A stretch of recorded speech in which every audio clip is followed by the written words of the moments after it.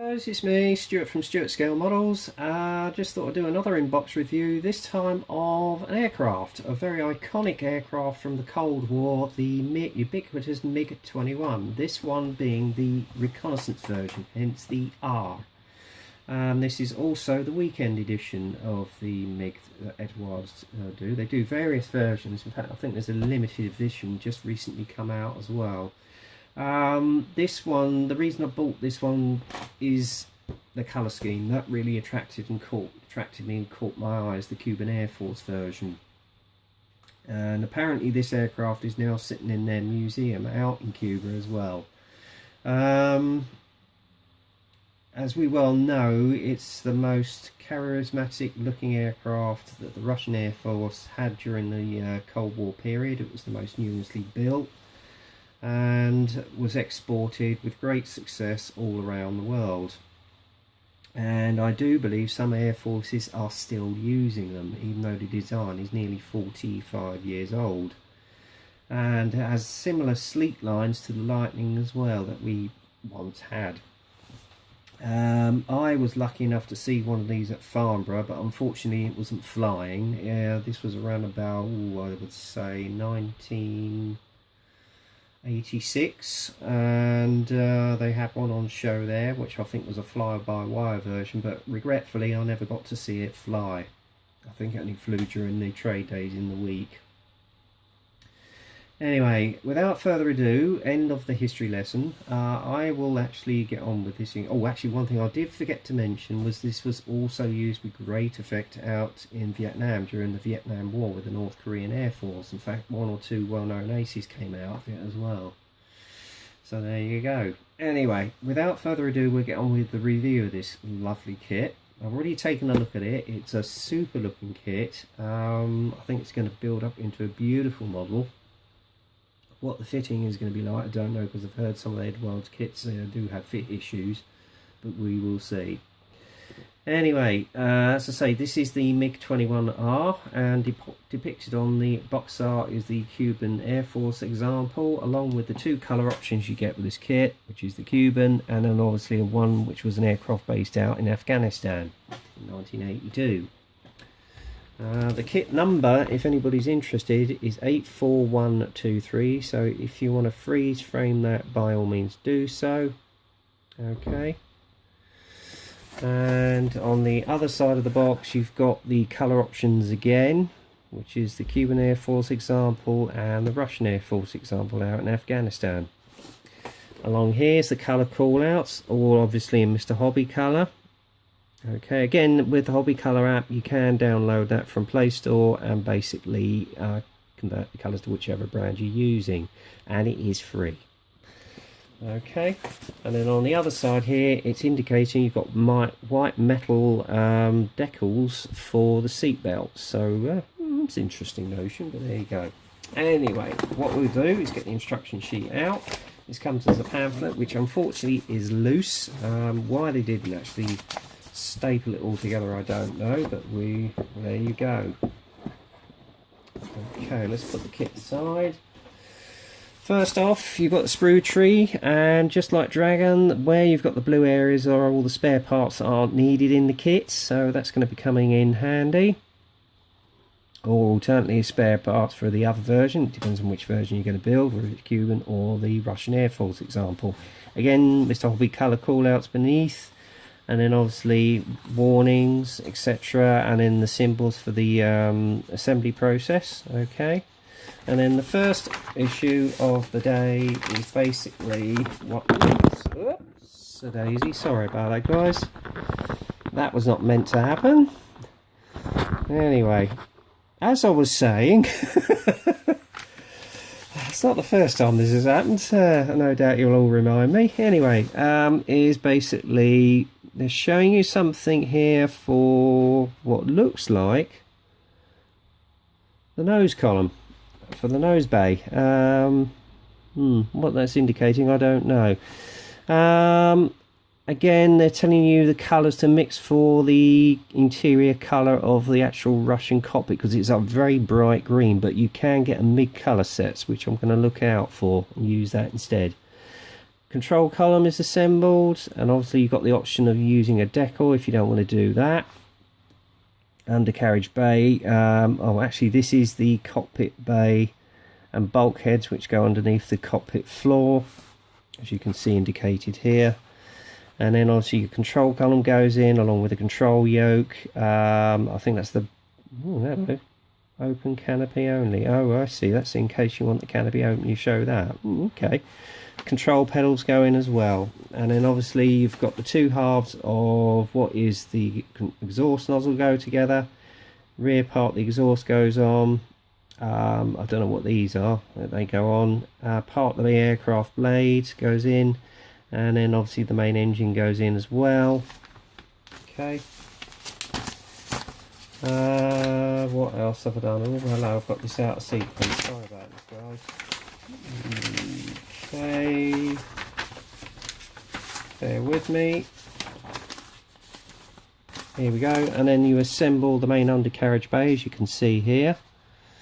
Okay, and then obviously you've got the side control columns which go in, and they're self-assembled as well. It goes on the right hand side, and then the other goes on the left hand side, as you can see there. And it's showing you how to line them up. Okay, and then obviously the next process is basically to put the exhaust and jet sub-assembly in the back of the aircraft. Bulkheads go in, aircraft rear cockpit bulkhead goes in, control floor goes in, part of the undercarriage bay goes in, and then obviously you've got the main nose which goes in, not dissimilar to the Lightning, and they're telling you to put the weight in there, so that is a good idea. And then obviously you assemble the rear tailplane. The spine goes on with the rear tailplane and elevator. Part of there's a part that goes into the nose bay. You've got the ring that goes on the front, the air intake. What's next? This has thrown me a little bit. Okay, and then it's showing you the process. This has thrown me a bit. What the hell? Sorry, bear with me a minute, guys. Just figure this out. Okay.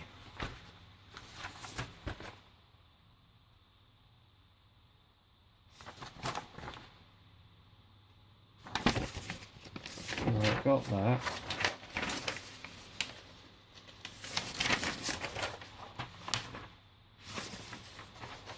Oh, I see. Right, okay. Right. No, I don't. Oh, right, yeah, okay. Yeah, there we go. Right, so that's all done. Then you button the fuselage up. Okay, all put, as I said, there. And then you've obviously got the option of actually having the outer air brake doors open or closed. That's entirely up to you. Obviously, they're indicating you cut them out, or for open brakes only. Styrene putty. Don't know what that's about. And then obviously you put all the sub-assemblies in the lower wing, including some of the indication lights for landing, because it has a profuso of those in its undercarriage bays. Rear walls for the walls that go in for the undercarriage bays again. And then obviously what you do then is put the main undercarriage bulkheads into the lower wing. That goes onto the fuselage, air inlets go on, etc. Tailplanes go on, etc. Okay, and then the upper wing goes in. Okay, and then obviously you add your elevators again and some air inlets, etc. and sub-assemblies. Underneath you put the air, I don't know what, I forgot what they call them. That goes on underneath as well. Spines, I think, and then obviously your air brakes go in as well. And obviously with this it's showing you an example of if you want the air brakes open. Okay, and that includes the rear one. Then it's onto the assembly of the undercarriage, which you see, and interestingly the wheels come in around about 4 different separate parts. Obviously that's to save any sort of seam detail. Again with nose bay as well, similar again. They go in under the wing, etc., along with the gear bay doors. Showing you the angle there of the main gear bay doors. Nose wheel goes in, etc. Then you build up the actual ejection seat, which you can see at the top here. Okay, nice detail there as well. And obviously the front part of the control column is detailed as well. That goes into the cockpit. And then obviously you've got the part here where the metal white metal seat belts go in. Okay, it's showing you one of two options which you can use. Obviously with the Russian example you've got the little straight that goes on the top with it. If you're doing the Cuban example, that's not on there. Okay, then obviously the gun sight goes in onto the front part of the canopy. That all goes in along with the pitot tube and the ejection seat, etc. And you do have the added option of putting a Ratov unit on it. That was a rocket assisted takeoff gear, which used to increase the boost of the actual aircraft into the air. So you've got the added example of possibly putting that on. I would imagine that's just for the Afghanistan example. And then down here it's showing you the weapons loads that you have the options of using. Now check your references, because obviously with the main ventral camera you've got one of two examples, because there was one example used on the Afghanistan example and one used on the Cuban, which it's showing here. Okay, ventral pylons go in, weapon loads indicators go in, and then obviously you do your weapon load, and this is your colour guide to the main ventral cameras. Okay, I think that is basically the assembly process done. And then obviously the last thing you have is your colour callouts. First example is of the aircraft which was based at the 263rd Independent Reconnaissance Squadron, which was based at Bagram Air Force Base on the 25th of April 1980, and then it was moved to Kabul, and they were withdrawn out of there in 1989, as you well know. So that is quite an interesting colour scheme to do. I might possibly go for that one, but this one is more interesting. I love the colours on these, the Cuban Air Force example. And this exact aircraft, believe it or not, is actually held at the Cuban Air Force Museum. So if you want to go and see the real thing, I suggest you book your ticket, make sure you've got your passport, and go over and see it there. Okay, and obviously the colour callouts again are Mr. Hobby Colour. Okay, so that's that. Next thing is the most interesting thing we want to see, which is the actual kit parts themselves. Right, first up, you've obviously got the white metal seat belts, so maybe they slide on like a decal and then you bend them. I don't know, we'll have to find out about that. Okay, and then we got resealable bags, all packs of sprues, which is nice. You can see here. Okay, that's that. First off, you've got your clear parts. Again, depending on which version you're doing, you choose whichever front cockpit part you want. That's your Russian cockpit example, because you've got a little ventral intake that goes above it, and then that's the clear flush one for the Cuban example. Again, with the two front canopies, it's the same. Your gun sights on there. I don't know if you can see it. Very tiny. Get it into shot.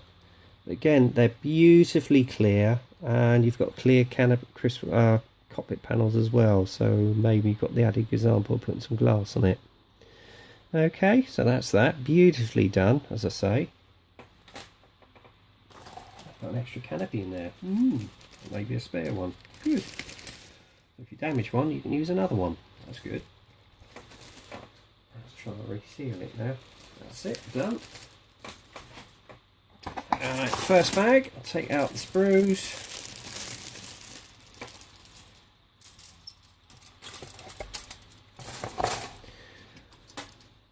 Okay, fuselage halves.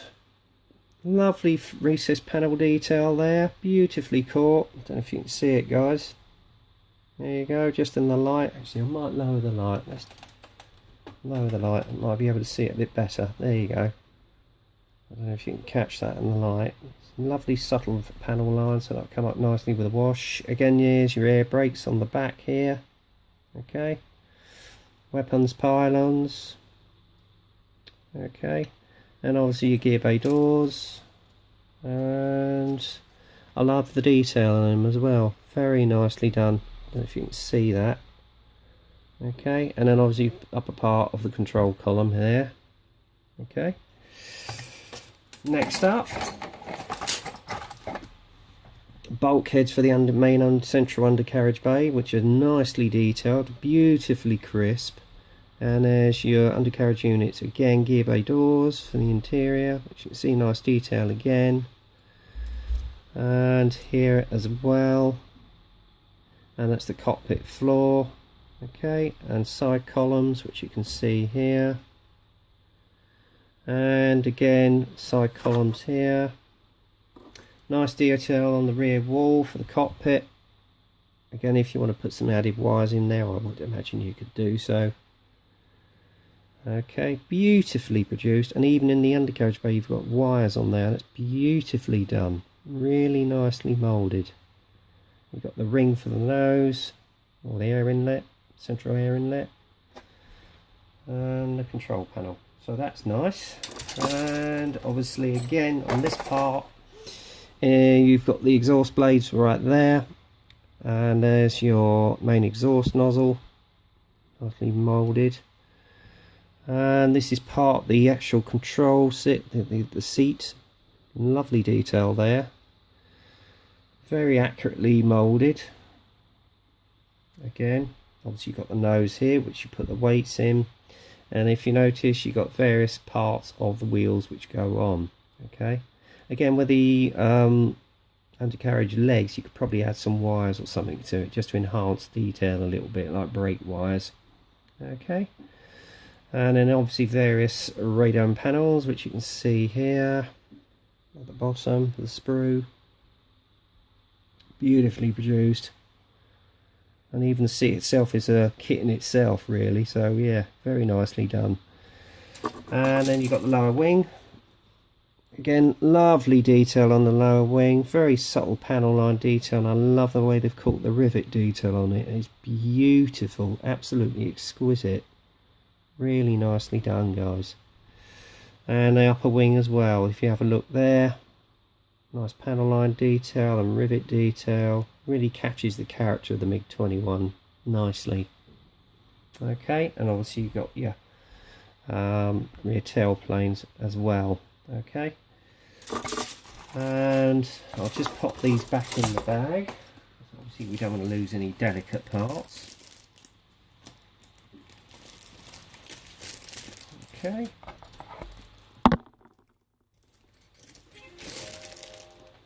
Sorry about that, something's just come up on eBay. Obviously something coming to an end. Let's pop those in there.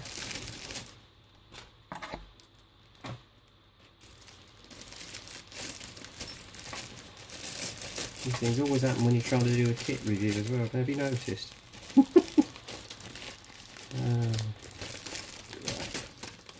Okay, because I'm using my phone for this, unfortunately. I'll be better when I get myself a professional, a better camera. Right, last packet. Let's take those out.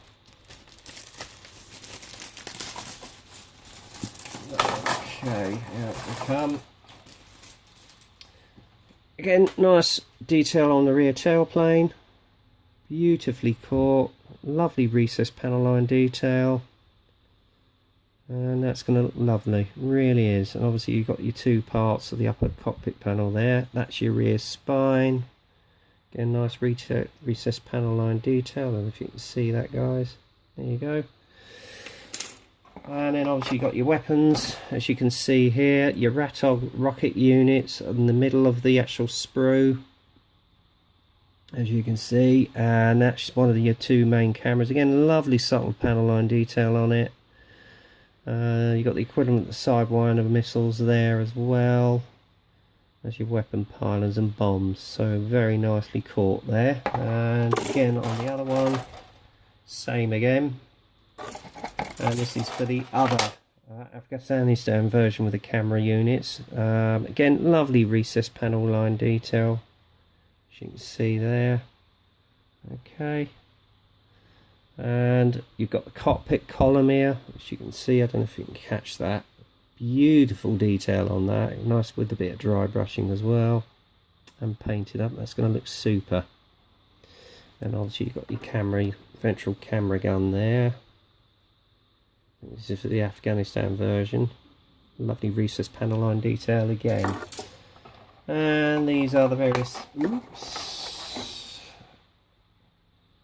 winglets, etc. for your missiles, and that's basically the kit sprues. Okay, I'm just going to put them back in their bag. That sounds very impressive level of detail on this kit, even if it's not a property pack version. So I think it's going to build into a beautiful kit. Right.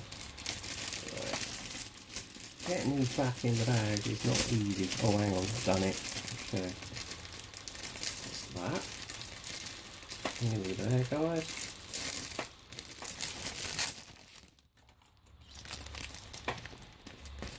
Put that in there. Oh, come on. Yeah, it's not easy getting these damn things back in, I tell you.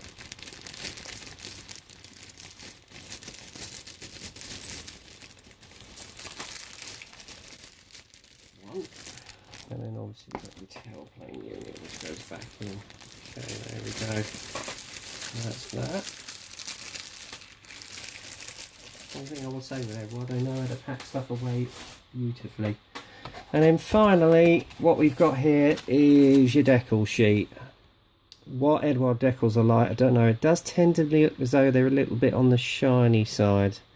So maybe that's not a good sign. But we will see. But yeah, you've got your control panel there, your Cuban Air Force example and your Russian example, and even some of the actual stencils as well. So beautifully produced.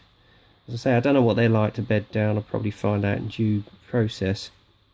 But there you go. That is the MiG-21R by Eduard, the weekend edition. What do I think of it? It looks as though it's going to be a lovely build.